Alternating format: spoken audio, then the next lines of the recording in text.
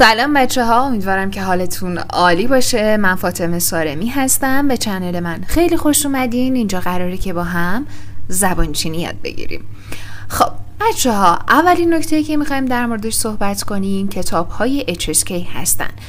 کتاب های استاندارد آزمون HSK. بچه ها، شما زمانی که میرین امتحان بدین، امتحانی که میدیم برای گرفتن مدرک زبان چینیتون اسمش آزمون HSK هستش بچه ها، و کتاب هایی که برای این آزمون میخونین هم اسمشون همینه. و امروز من قراره که اولین سطح این کتاب رو براتون معرفی کنم و بهتون بگم که آقا جان اصلا قراره چی یاد بگیرین توی سطح اول. خب بچه ها، کتاب HSK شامل 150 تا واژه و ساختار پایه زبان چینیه.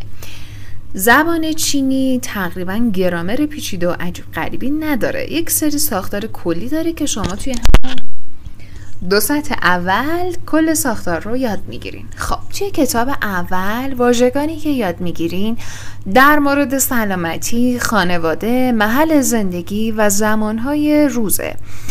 و توی حالا مثلا چیزایی که در مورد سلامتی یاد میگیرین، چیزایی مربوط به حالتون خوبه، حالتون بده، سرماخوردگی، درد و اینجور چیزا رو میتونین با اون ساختار زبان کلی که یاد میگیرین به یک نفر انتقال بدین.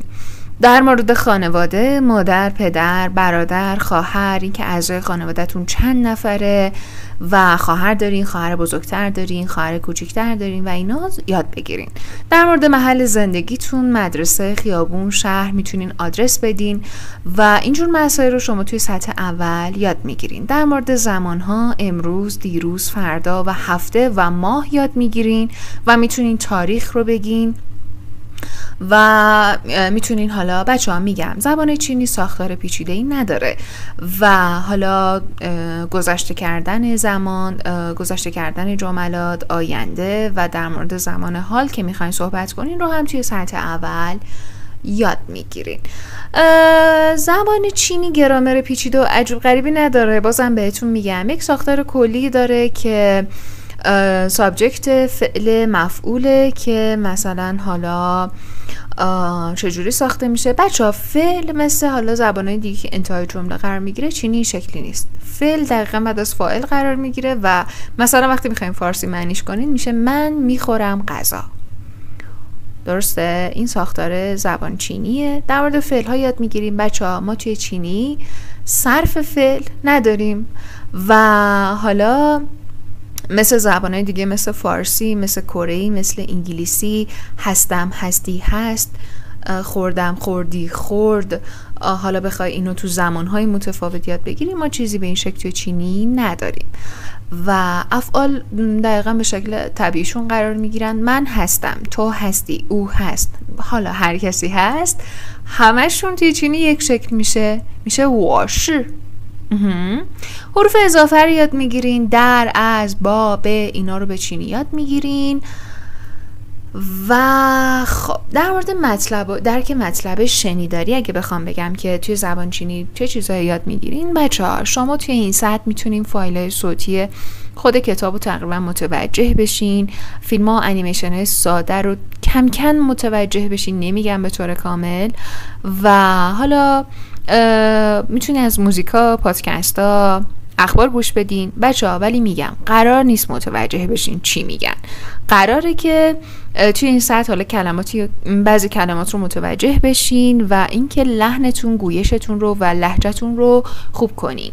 بچه ها زبان چینی درست ساختار پیچیده ای نداره، اما باید بهتون بگم شما برای اینکه بتونین منظورتون رو واضح به یک چینی زبان برسونین، بتونین تونها رو خوب تلفظ کنین، واژه ها رو خوب تلفظ کنین.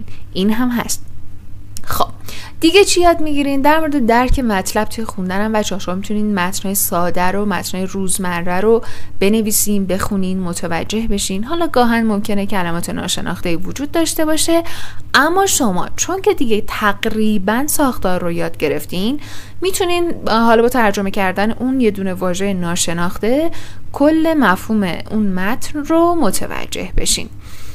در مورد تمرین نوشتار بچه ها چینی حروف الفبا نداره و شما تا هر سطحی از زبان چینی که پیش برین باید کاراکترهای چینی رو با آواهاشون حفظ کنین و نوشتن و تمرین این کاراکترها به نظر من از سطح اول، از روز اول کاملا ضروریه. یعنی اینطوریه که من خودم به شخصه از روز اول کاراکترها رو تمرین کردم.